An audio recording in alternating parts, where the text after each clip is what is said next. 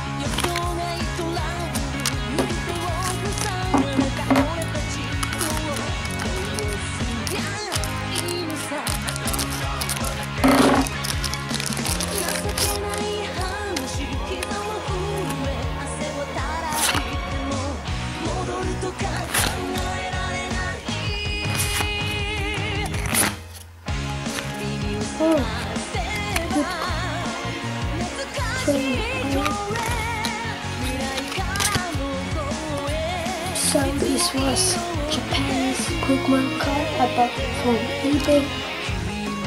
Really cute. I bet more. So this is a very good card.